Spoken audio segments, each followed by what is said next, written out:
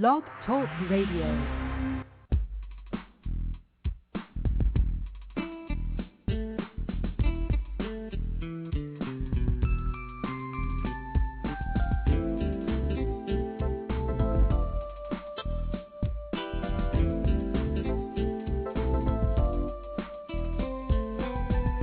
Hi everyone, and welcome to Franchise Interviews, where we're asking the franchipreneur who owns one. I'm your host Marty McDermott with my co-host Don Johnson, and if you've ever dreamed of owning your own business, then you've come to the right place.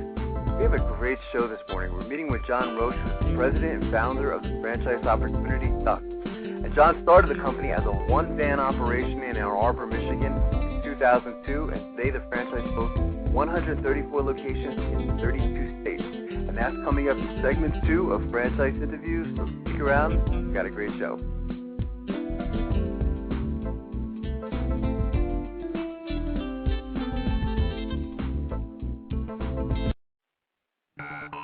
Franchise Interviews.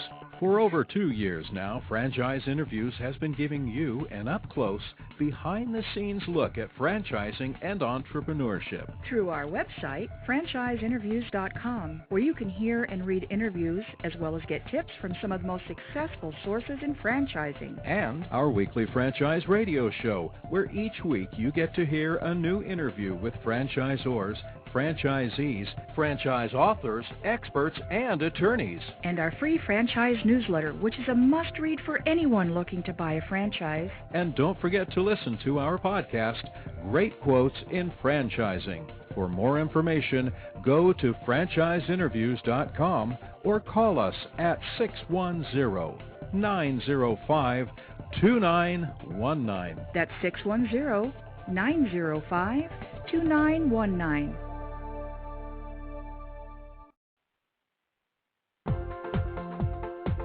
Need a business loan?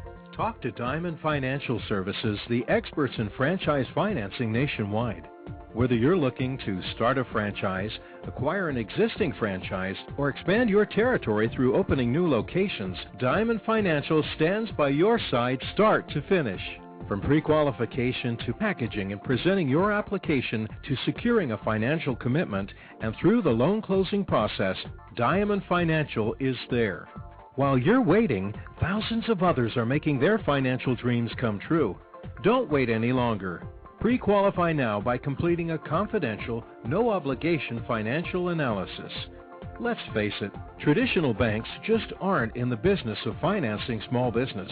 At Diamond Financial, we specialize in securing franchise loans from $100,000 to $3 million and equipment leasing up to $150,000. Let us help you get started. Go to www.franchisefunding.net or call 877-508-2274. That's franchisefunding.net, 877-508-2274.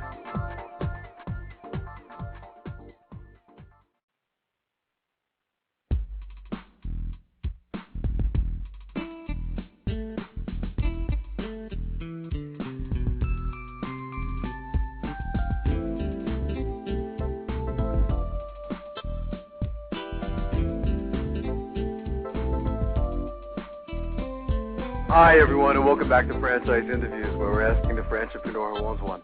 I'm your host Marty McDermott with my co-host Don Johnson, and if you've ever dreamed of owning your own business, then you've come to the right place. How you doing today, Don? Welcome back. Yeah, thanks, Marty. How are you today? Good, good. I know it's been a busy week for you, and yeah. I know you have a busy weekend coming up, don't you? We have a busy weekend coming up. Yeah, we got the franchise show down in Washington, D.C. this weekend, so very excited about that.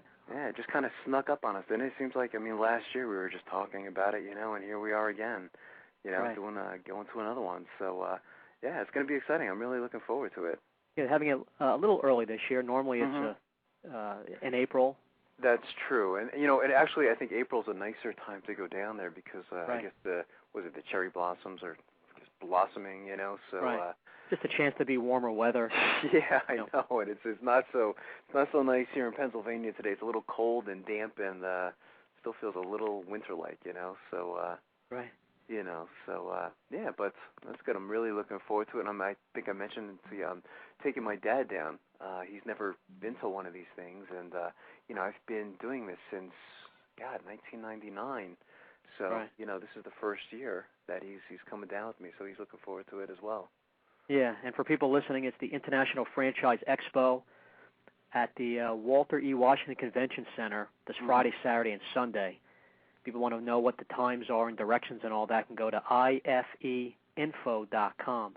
That's right. And again, it's called the Super Bowl of Franchising. And again, bring your appetites because there's going to be hopefully lots of food there. Coffee, name yogurt, you know, pizza. I mean, there should be some stuff. I've noticed last year's show, not quite as many franchises really doing the big display and handing out the food and so forth. Maybe there was an article on that. Yeah, remember? I think we even might have referenced it on our show. You know that you know a lot of them are cutting back. You know, right. So it is kind of interesting. But I will tell you that the guys that do give out samples, though, I suspect they're going to do well. I mean, those are the that are always very crowded, you know. So you say it could be an opportunity for somebody, you know, who's ever doing it. You know, it's right. Absolutely. So it is very interesting.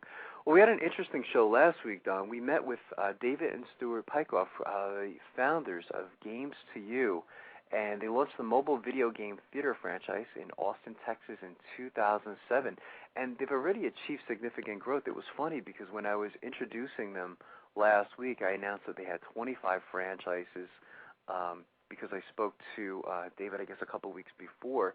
And in that period of time, they closed 4 more franchises or 5 more franchises. So I know they're in the 30-plus number now already. So this franchise is growing quite rapidly. What were your thoughts on last week?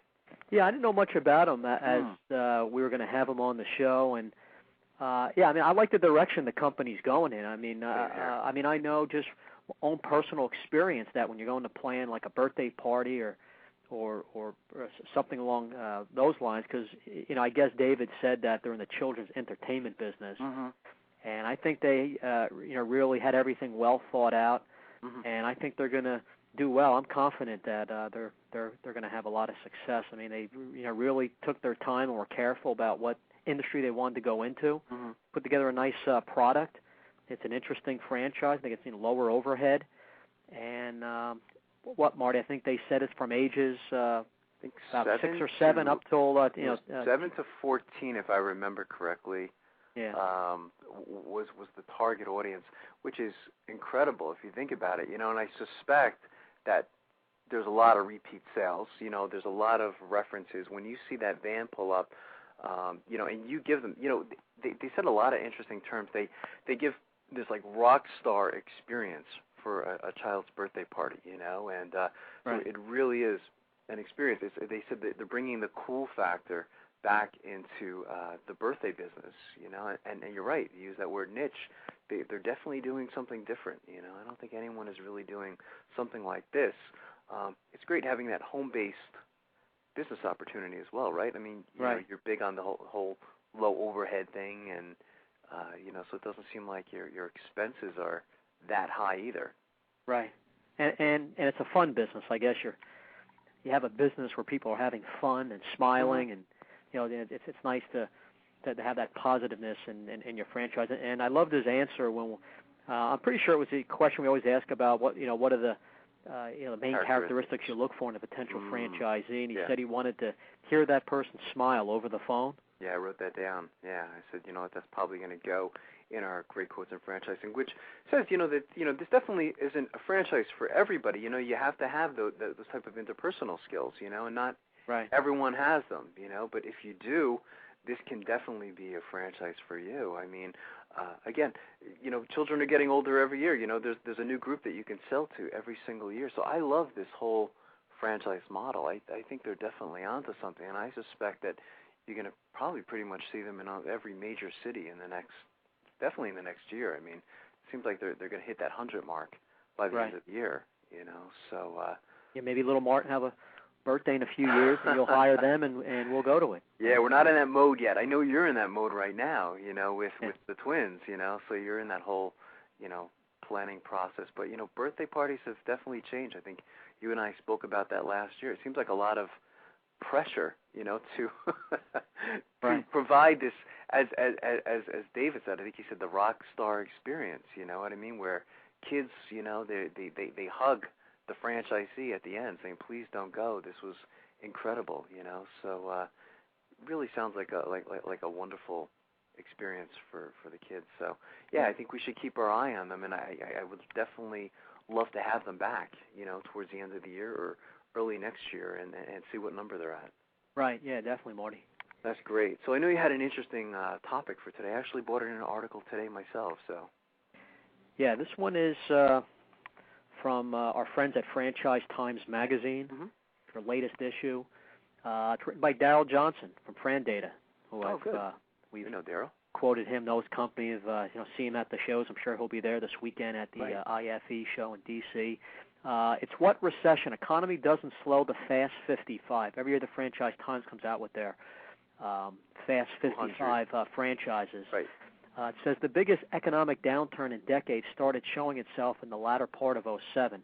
You might expect that many franchise companies started slowing down during that period, yet the strength and adaptability of the franchise business model once again came shining through. The strength was demonstrated with the top 10 franchise companies averaging more than 1,300% growth over a 4-year period, about the same as the previous year. No doubt, in anticipation of the turmoil in the financial market and its impact on all of us, the health, tax, and fitness sectors held the top positions this time around. It is clear from this year's list that the franchising business model can be successfully applied to a multitude of industries and sectors adjusting to the changing demand for products and services. Leading the list was Ohio-based Health Source Chiropractic. The company's average unit growth over the past 5 years exceeded 2,000%, as it has attracted chiropractic physicians to open units. Health Source is one of 7 health and fitness franchises on this year's list, including 2 of the top 3. One is Florida-based Super Slow Zone, number 3. I've never heard of that franchise. No, I haven't either.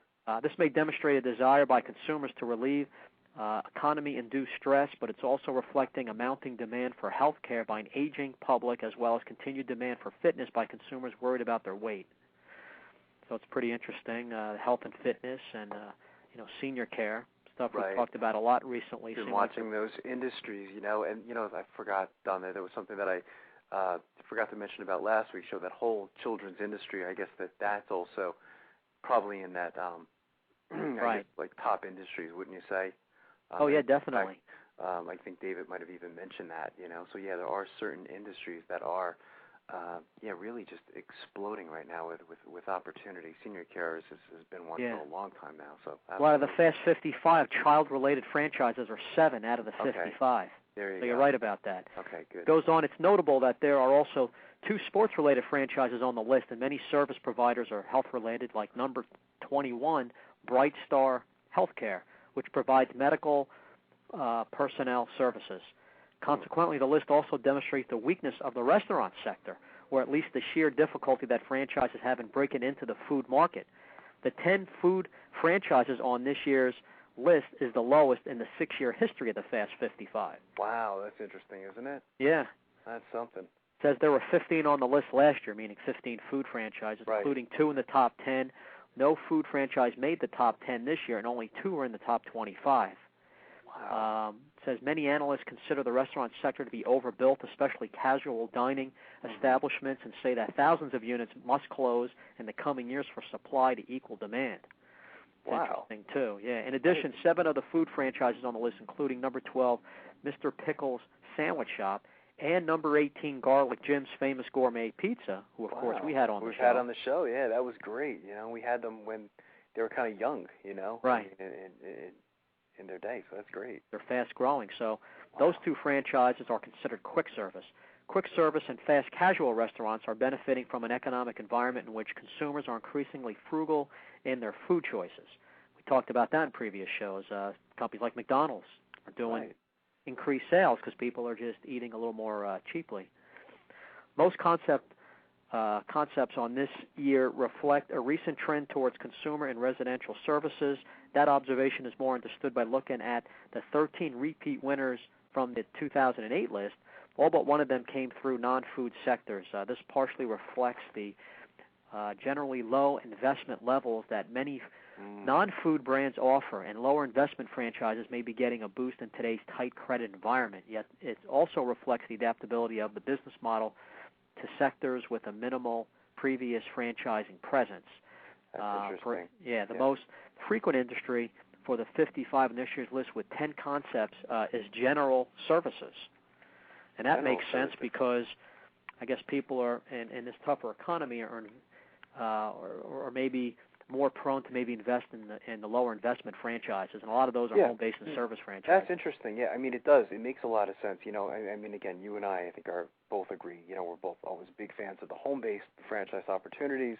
You know, because again, the low overhead and things like that. But you know, and during these times too, we've seen and we've referenced several articles in the past how people are, as you know, not moving, you know, and they're taking care of their homes, you know what I mean? So they're putting more money into their homes today, probably than ever, you know?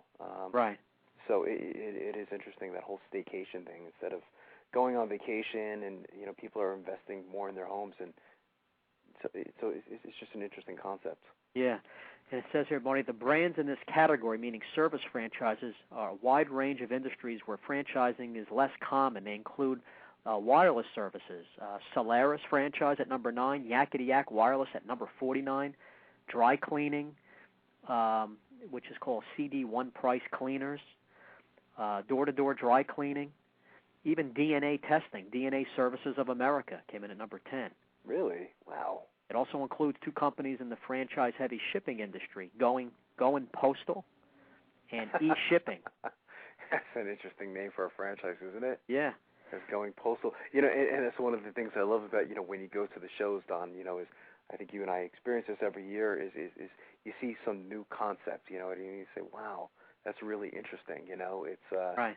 But it is funny. I mean, as long as you and I have been doing this, I mean, we still don't know every single franchise. There's always new ones popping up, you know, and you know the reason for that? Because it says here, Marty, many of these concepts are targeting subsectors rather than the broader category. This year's list includes 17 different industries and 40 different sectors, plus many other subsectors. Right. Like it goes on here, just finishing up. Number 7, Guard a Kid specializes in security for children by providing identification cards. Yeah. Number 34, Young Chefs is a specialty education franchise that teaches kids how to cook. Wow. It's got a franchise for everything. My God. Even the food franchise on the list show their specialization. The list includes a salad franchise called Tossed. Wow, that's something. And one selling soup, the Original Soup Man, which I'm familiar with. Done some work with them. Oh, that's something. Yeah, their soup is out of this world. I remember trying them a couple of years ago. Yeah. For the first time, and it's one of those wow experiences. You say, God, this is incredible, you know. So yeah, and that was, you're right. They probably were one of the first soup places, if you think about it. So yeah, there are a lot of subsectors today. You know, instead of just food, they're going a lot deeper than that. You know, and having more of a niche. You know, we've used that word a lot over the last several weeks. So out of the 55, it looks like more than half cover just, you know, general services franchises, health and fitness, fast food, child-related, and real estate and business-related franchises make up more than half of that list. Wow. So, you know, pretty interesting seeing what, you know, where the growth is and what are some of the different sectors of the industries and franchising. So that's great. No, you know, it's funny you mentioned the Original Soup Man. I said, who's ever their PR rep, they're doing a fantastic job. I'm looking at an article here. It's called Fast Causals, Light It Up. It says, strengthening your brand image with customers can be as simple as flipping on a switch. Just ask SaladWorks, where executives at they're in Pennsylvania headquarters, discovered that under its monochromatic mood lighting, customers thought that the lettuce and produce featured in their salads was bagged. In fact, it's chopped fresh daily. So the 104-unit franchise hit the drawing board to produce a new prototype that focuses greatly on lighting, adding 2 overhead skylights with bulbs in to accomplish that bright, fresh feel. And I'm looking at a picture of it, Don. It's really quite incredible looking at the light bulb. It says, additionally, the fronts of all future SaladWorks locations will be all glass to bring in more natural light. You know, so that's important to certain types of franchises is to have that light come in. You can actually see the product better and get a better feel, saying that, wow, this is really fresh. The salad is not bagged. Right. So that's important, the salad works, So it goes a little deeper. It says, based on client input and observations, fast casual restaurants in general tend to have a little more mood lighting, especially in the evenings, said Rick Farrell, who's the president of Ecotech Lighting in Lake Forest, California. Like Salad Works, officials at the original Soup Man in New York City believe that the trend may be turning. He says, we find that brightness lends itself to positive merchandising. Particularly these days, you need to go that extra mile, which is to provide the guests with an upbeat feeling, said Tom Romano, Vice President of the Business Development for the Fast Casual Concept. They come not only to enjoy a good meal, but look for something that will make them feel good about the entire experience. So again, just doing something so simple as changing the lighting or enhancing the lighting, right. Hopefully, give the customer a different experience. And, again, this is something that, one of the benefits, again, of buying a franchise, is, there's somebody out there actually doing this type of research. So if you were to open up your own salad franchise or your own, not franchise, business, or your own soup business, let's say Don's Soup, I mean, it's something that you're probably not going to get into. You're not going to do an investigation on the lighting and things like that, So it's the power of franchising, the power of that royalty fee, Don, that we spoke about, how important that royalty fee is to pay it, because you can do research like this. So it goes a little deeper. It says the original Soup Man typically locates in strip centers, which offer rectangular shapes 80 feet deep. It says on a technical level, the trick is to make sure that the lighting is balanced and gaps. This expanse plays tricks on the customer's eyes. The restaurant also downs the lights, the soup kettles at the counter, so hungry consumers can see the shiny stainless steel and steam rising from the pots. Now, that's interesting. It also pays close attention to the down lighting its salad case for the optimum color. Romano prefers to stay away from pure fluorescent bulbs in favor of the lighting softness and also flattening hues. But in terms of volume, he hasn't found an atmosphere he considers too bright for fast casual setting. He says people are out to treat themselves. I don't guess they'll say, gee, this restaurant has overdone its terms of electricity and they're burning up the world. It's kind of interesting if you think about it. I mean, here they are, doing all this different research. And, have you ever gone into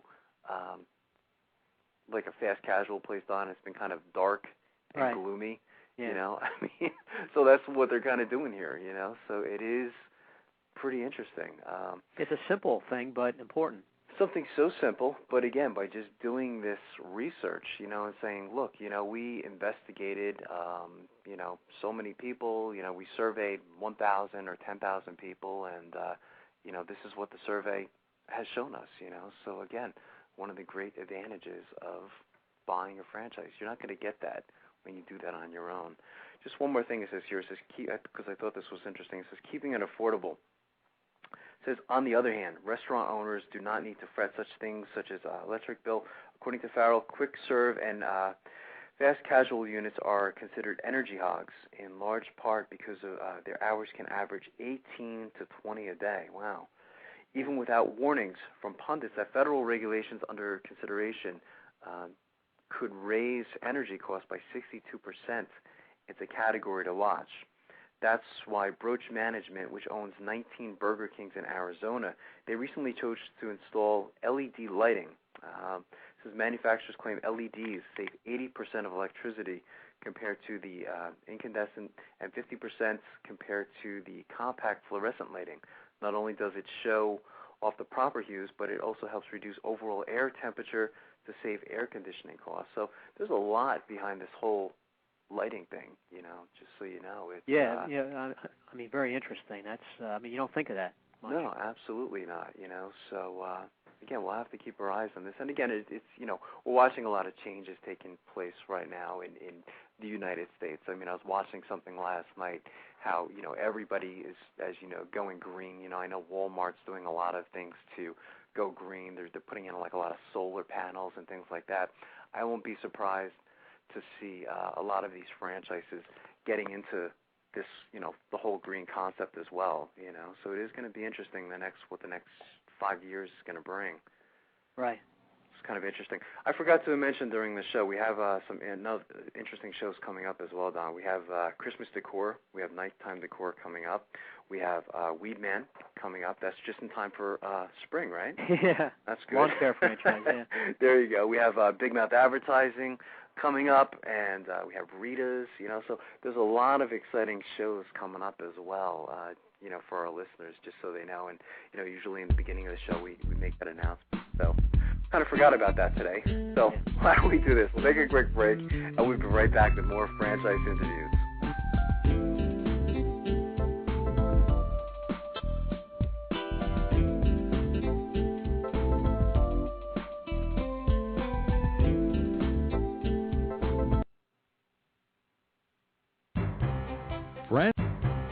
Franchise Interviews.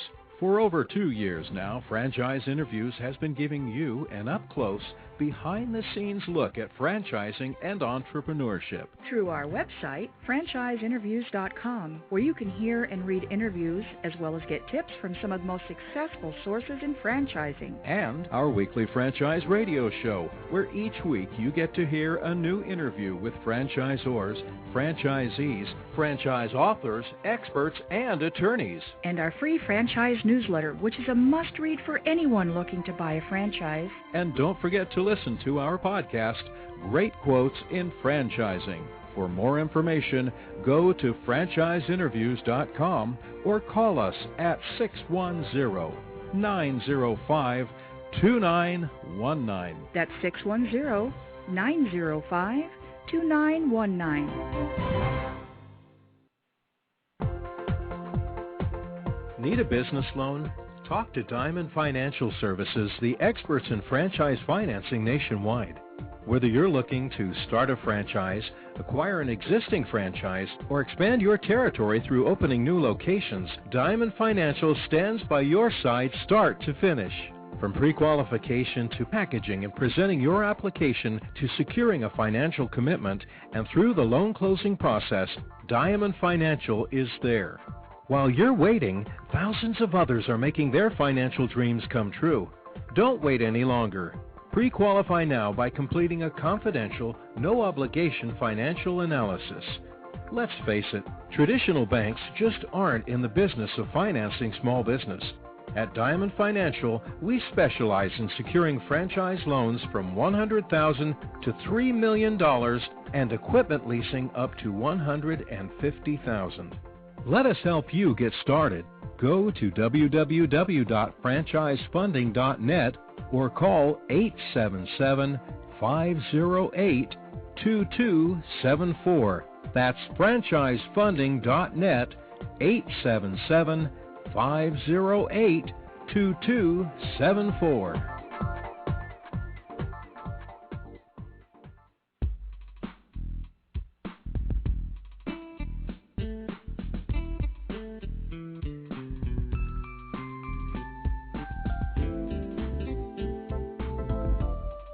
Hi, everyone, and welcome back to Franchise Interviews, where we're asking the franchipreneur who owns one. I'm your host, Marty McDermott, with my co-host, Don Johnson. And if you've ever dreamed of owning your own business, then you've come to the right place. And as we were saying earlier, Don, we have a great show this morning. We're meeting with John Rotche, who's the president and founder of the franchise opportunity, DUCTZ.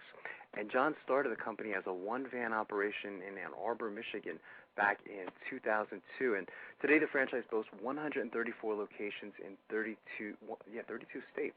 And John's going to talk about his strategic growth by buying his major competitor, Duct Busters, in 2006 and positioning the company to become a subsidiary of BELFOR. Hey, John, how you doing today? Good morning. I'm great. Good morning. How are you? Good, John. John, joining us is my co-host, Don Johnson, and Don is the president of Diamond Financial Services. And I know, Don, you wanted to say good morning to John. John, appreciate you coming on. Good morning. How are you? Good. My pleasure. Good.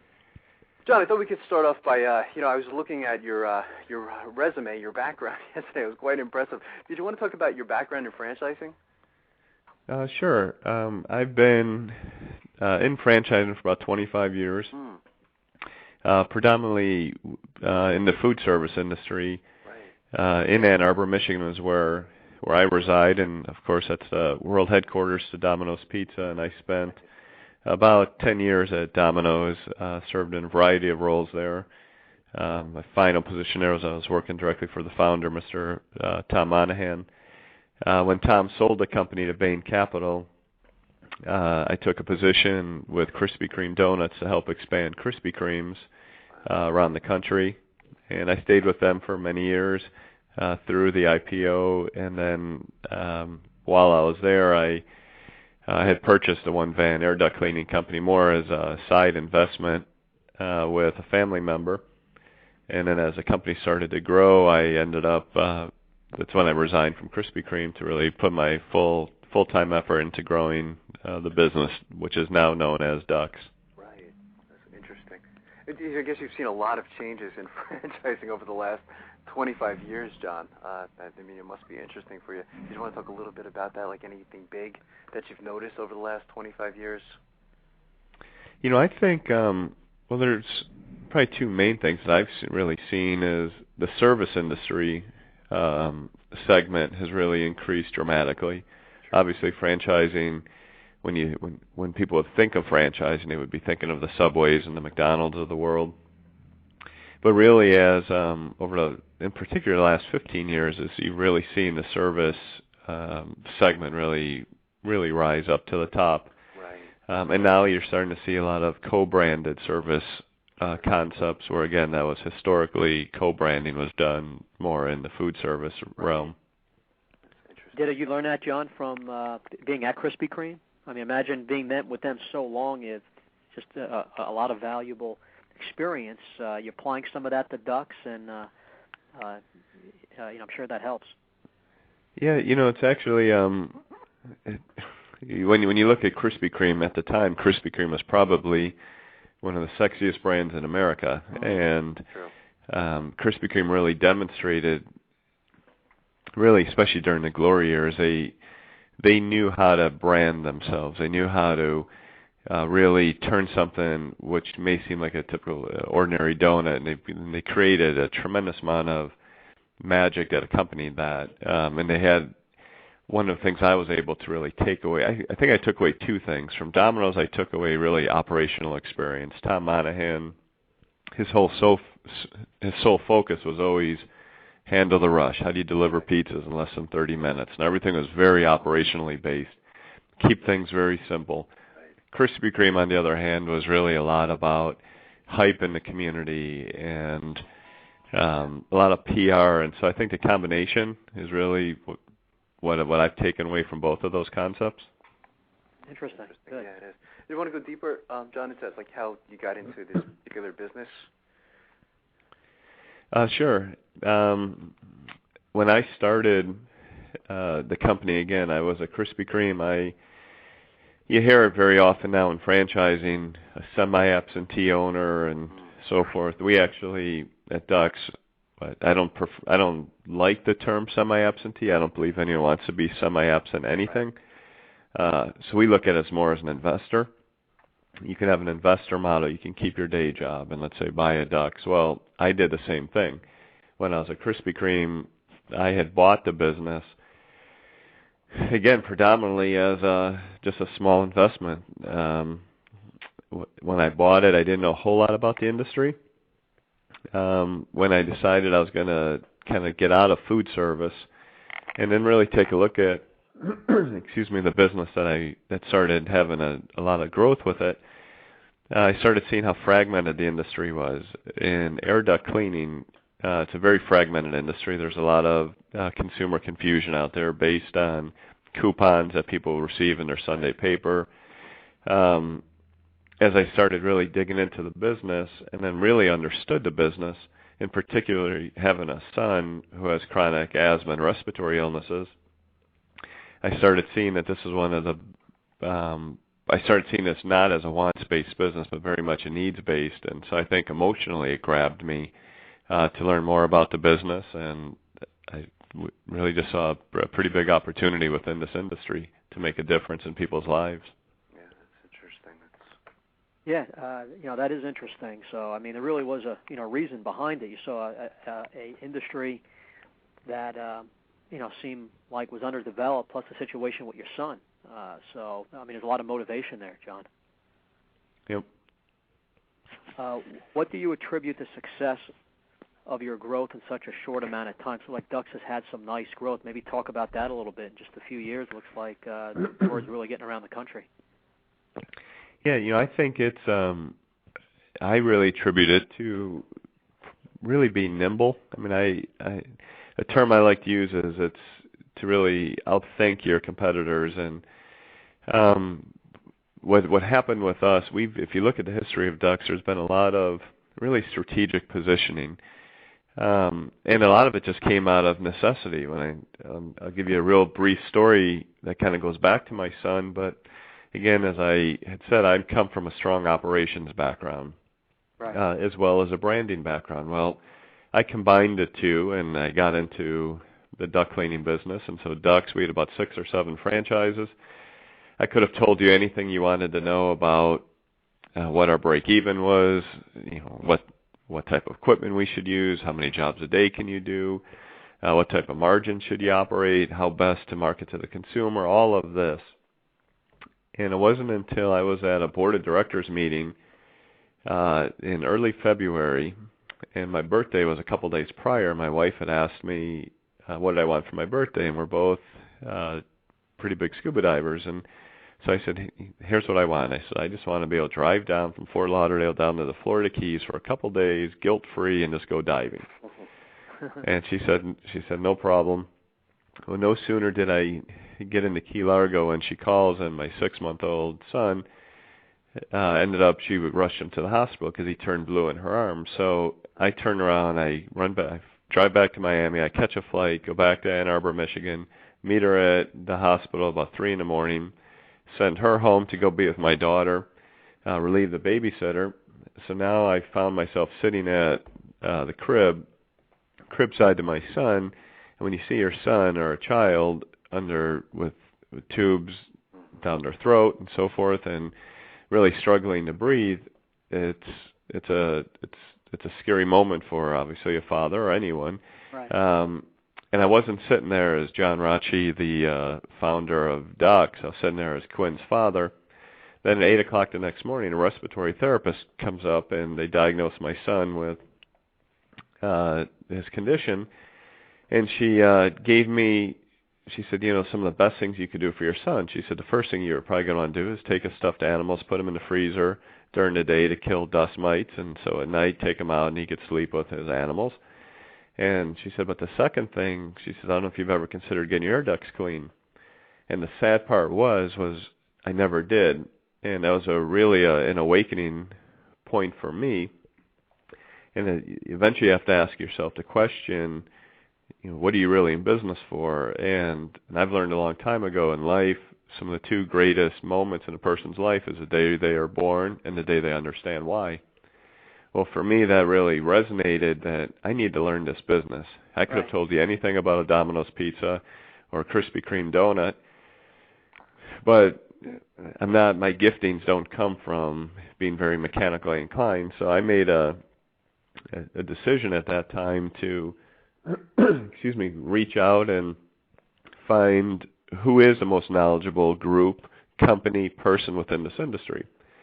And as you had mentioned early on, is when we acquired Duct Busters. Well, Tom Yacobelis, who was the founder of Duct Busters, they were a 20-plus year company. Tom Yacobelis has written virtually every standard in the industry. I knew he was the guy in this industry, so I approached Tom, and I said, Tom, I don't come from a mechanical background. I come from an operations and a branding background. And I said, our company will probably outgrow you this year. They had about 25 franchises. They were in business 20 years. And I said, so we probably will outgrow you in this year alone. And I didn't say that as a threat. I just said it just because I knew where my comfort level lied. But I did not want to do it without having the horsepower and the knowledge of someone like Tom or his organization. It was literally less than a 10-minute conversation. We shook hands and we said, let's figure out how to do it. And what was interesting is we were competitors as well, because after Hurricane Katrina, his company, Duct Busters, did a tremendous amount of work in restoration cleanup after Hurricane Katrina in New Orleans. Well, and so did DUCTZ, and we were the new kids on the block, and so we were competing head-to-head with them. So when we came together, that really kind of sent a little bit of a wave throughout the industry to say, well, DUCTZ and Duct Busters just came together.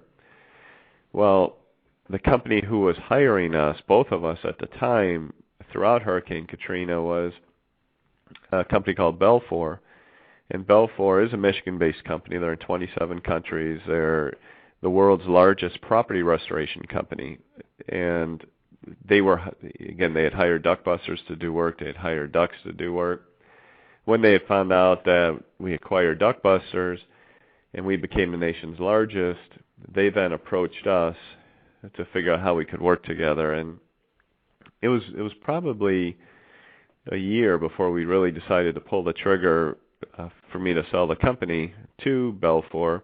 But the impetus, I think some of the reservations I had was, well, BELFOR's not a franchise company.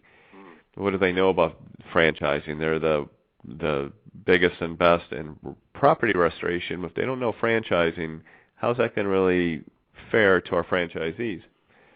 Well, as we really started talking, it became really obvious that it was an absolute perfect fit for our franchisees because of the amount of push-down work that BELFOR would be able to generate for our franchisees. So we ultimately decided to sell the company to BELFOR. So it's been about a year and a half, and it's exceeded every expectation I had had. And I think it alleviated a lot of the concern that some of the early franchisees had. And now they found that it really was a very good strategic move. So I think some of the things we would really attribute our growth to was our willingness to take risks, our willingness to be, I think, nimble.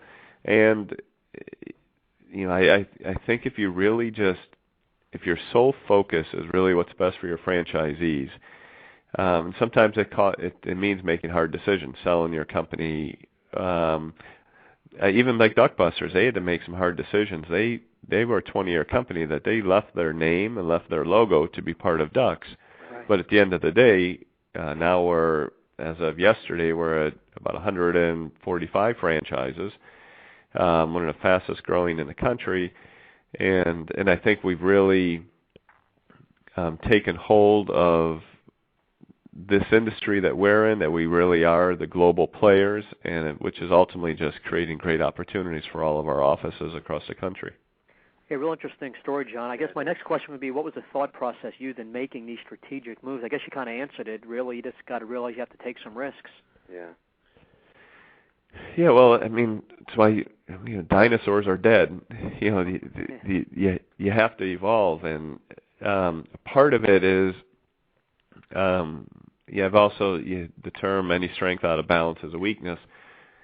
I also sometimes have to be careful of just the way I'm wired is I could be pretty entrepreneurial, and so I've always have to surround myself with, if I'm more the gas pedal, I got to surround myself with a few more brakes to keep each other in check. But at the end of the day, you do have to keep evolving, and you do have to kind of, without sounding too cliche, but think out of the box.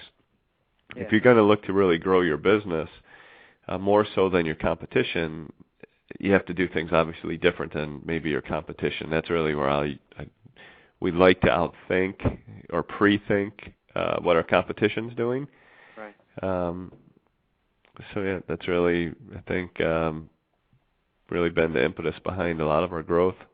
That's interesting. Yeah, it's one of the things that impressed me about you guys too, John, was I guess telling your story. I can see that your values for your family, and I've read that in an interview with you. I think this was about a year ago. That that's important for your franchisees as well. Is that they buy into this franchise, but they also have time to also spend with their families. So it sounds like you've really stayed true to your values, and I suspected that that's one of the things that BELFOR was probably impressed with you as well. It seemed like a good marriage, the two coming together. Well, excuse me. One thing I found with BELFOR, and here's a company that I was a little intimidated by. I mean, there's company that a billion-dollar powerhouse.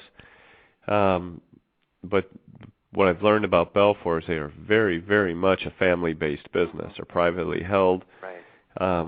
So it is about culture, and I do think our culture fits within their culture. We've learned a lot. I've personally learned a lot. I think sales are an attitude, profits are discipline, and BELFOR is a very, very disciplined company, and I could be very much a yay team kind of guy. I come from an athletic background, and it's just something that comes pretty comfortable for me. But what BELFOR has been able to instill in me is even more discipline in my leadership style, and it's been again, just my own personal executive development. It's been really helpful for myself, as well as the team, the DUCTZ team here at our home office, and of course our franchisees. Great, John. Would you say that DUCTZ and the service that you provide is recession resistant? It is, if you market it the right way, and I say that, take these current economic times. If people were to think of cleaning air ducts just because they're tired of dusting, well, then no, it's not going to be too recession resistant. We really focus on the health factors of what we do. There's the energy efficiency side, where Energy Star service providers. So yeah, what we do impacts energy efficiency, but really one of our big focuses is we have a program called Camps for Kids, where what Camps for Kids is, it's our own internal program where we raise money to help send kids to asthma camps all across America. There's millions and millions of kids across the country who suffer from severe respiratory illnesses, asthma, and a lot of the reasons, you can treat it through medication, or you can treat it through minimizing the triggers. If you were to go look into a home, what are some of the triggers in a typical household? Well, it's carpet fibers, it's cat dander, it could be household dust, it's dust mites, it's insects, it's all of the things that reside inside mechanical systems, ductwork. Well, again, we don't market because people want to have the cleanest ductwork in their community. What we really do is we really focus on helping people with chronic respiratory and asthma issues. And so by doing so, through our Camps for Kids campaign, by raising money to send kids to these asthma camps, again, asthma camps they're in every market across America, and these are just regular overnight camps that I think people take for granted that they're able to send their kids to. They're able to swim, they're able to have campfires and make s'mores and run in the sun.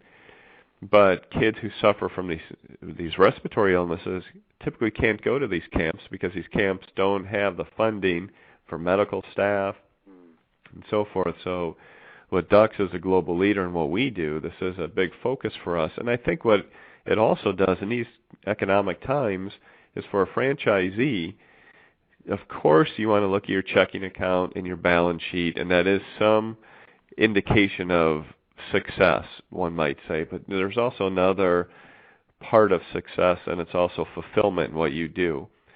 And one of the things we really try to instill within all of our franchisees, and so they understand the impact they can make within their community, by partnering with the American Lung Association, the Asthma and Allergy Foundation.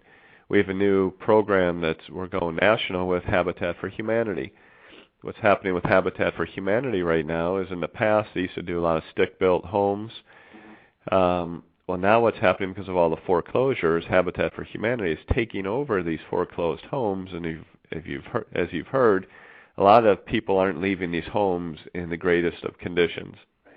So, and now the people who need this most are typically people who may not have the financial wherewithal to be able to go get a regular, typical house off the market. They're working with Habitat for Humanity. These are also the people who may not have the wherewithal to be able to go in and have their mechanical system free of debris and contamination. So is we're doing this here in our home office market, and this is something we're taking national to work with Habitat to be able to give back to the communities. So when you talk about recession resistant, when you focus on the health and the needs based, then yes, it's absolutely recession resistant. And the second part is we do a tremendous amount of work in the restoration business. 9 out of 10 fires, if there's smoke and it wasn't a total loss, that the entire facility was burned to the ground, just the smoke and soot damage that's inside the ductwork needs to be cleaned. If there's mold or water damage, very often the ductwork needs to be cleaned. So again, it's how you market it. We don't market to the Mrs. Jones and Mrs. Smiths of the world just as a regular have your air ducts cleaned by ducts. Again, we market it's definitely a little bit more select and geared towards our target audience. That makes a lot of sense. And how do you describe, John, because you mentioned that, of course there are other companies out there that kind of sort of do what you guys do. What's the biggest differentiator with your company versus your competition? Ours is it's probably one of the things that's probably the most fun about our company is we have what's called our national team or national service team. And I wish I could say that this was out of design. It really wasn't. It was out of necessity. When I started the company, I was marketing to contractors. And so it was really more of a business-to-business concept. So if I were marketing to Mrs. Jones and Mrs. Smith every day, there's a good likelihood that's where my work would come from. But when I'm marketing Smith Mechanical or Jones Restoration, the work that I may get may be a residential home or it may be a 15-story building in their community. Well, how does a single ducts owner who has one truck and one technician handle a 15-story building or an entire school district? Well, a couple of things we knew very early on was we don't want them to subcontract, we don't want them to bring in our competitors, and we don't want them to bring in temporary labor. So what we said is, hey, if you get a job too big, and our very first one was during Katrina, call the home office, and we're going to pull offices together.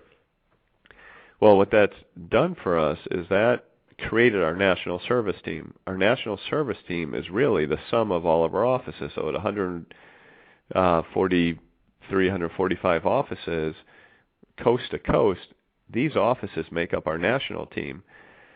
So what happens now, we get these projects across the country. It could happen for a franchisee within their local market. They're going to get a project. There's always a project that's too big for someone. There's always that one that's going to need to be done a day quicker than they can do it, or it's going to need more equipment or more people than they have. National team comes rolling into town. We do some of the biggest projects in the world. We've done global projects. We've done cruise ships while at sea traveling to Bremerhaven, Germany. When the Monte Carlo fire hit last year, we had over 80 offices show up. We had 150 people there. We cleaned 1,600 rooms in 4 days. When the California wildfires hit, Hurricane Katrina, Hurricane Gustav, the flooding in the Midwest, DUCTZ always gets the call because we're the only group that collectively can come together and do the work. By doing that, we've built up the best resume this industry has ever seen. So what does a franchisee get as a competitive advantage within their marketplace? Sure, our guys wear shoe covers. Sure, our guys have clean trucks. Well, so does their competition. At least their competition should. But what their competition does not have and cannot do, or at least has not demonstrated yet, that they can mobilize 200 to 300 people globally and do some of the most sophisticated projects, hospitals, doing work for NASA. By taking this, that builds our resume, and by being part of this group, wearing our jersey, you share the success of this resume. That is the single biggest differentiator. And I think what it also does is people come to DUCTZ University or they come to train.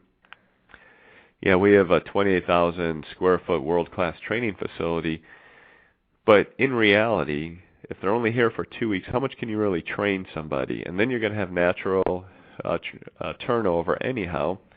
So many service franchisees or franchisors, there's really a revolving door amongst our certified people. our national team, not only is it a resume builder, but it's a continued education opportunity for these folks for the life of their franchise agreement. They get to go work on projects they would have never worked on in their community, and it provides cash flow during slow times for them. And I think probably the most important thing they get out of this is camaraderie, and they really understand the Duck spirit. When they go to convention, which in a couple of weeks, it's not so much a meet and greet that they're meeting franchisees their fellow franchisees for the first time. Very often it's a reunion because they saw each other out at the California wildfires. They saw each other out on this big loss. So that's probably, I would say, our biggest differentiator is our experience and our resume. That's interesting. And who are your franchisees, John? I mean, do they have like diverse backgrounds from your experience? Yeah, it's across the board, and in particular now with these current economic times, with unemployment being what it is, we are seeing guys very hands-on, guys who've come from the trades, that what they want to do is we have our operator model, they want to get in the truck, they want to go out there and they want to do the work themselves. They're in their comfort zone, they really enjoy it. But then we have some other folks who, they may be about as mechanically inclined as I am. And that's not where their giftings lie. And so they treat this more as an investor model. And they bring their leadership and their skill set to the organization, and they go out and hire people, technicians and general managers to run this business for them. So it's we have CPAs, we have ex-painters, we have bankers, we have HVAC guys. It's really across the board. Pretty diverse.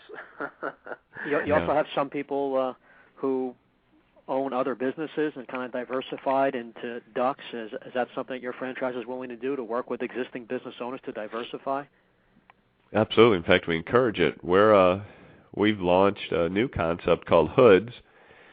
Hoods cleans kitchen exhaust systems for restaurants and schools, and we anticipate by the end of 2009 we're going to be the world's largest kitchen hood cleaner. And we're taking this opportunity and bolting it onto our existing 143 franchises. So we encourage diversification if the concepts make sense. A concept that wouldn't make sense, obviously, is someone who owns a lawn care business and then they want to go buy a hair salon. Well, I think it's important for us as a franchisor to be able to strategically look for concepts that do match. Obviously, cleaning ductwork and then cleaning kitchen ductwork is pretty similar. One is daytime business, one is nighttime business. Leverage the same administrative staff, equipment. It's a very, very good bolt-on strategic move again.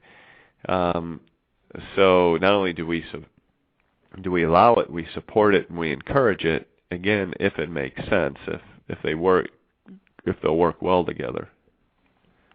Interesting. John, what's the best way for our listeners to get more information on ducks, becoming a ducks franchisee? Really, they could just go to www.ductz, DUCTZ as in zebra.com. Okay, good. Okay, perfect. And we also have that up on our show page as well. And I want to thank you again, John. You've been a fantastic guest, and I'd love to have you back and to talk about ducks and even this the hoods concept as well. So. Yeah, I appreciate you having me, and I'd love to come back. Thanks so much, John. You have a great weekend. Thank you, John. You too. Good job. Thank you. Bye-bye. Great concept, huh, John? Yeah.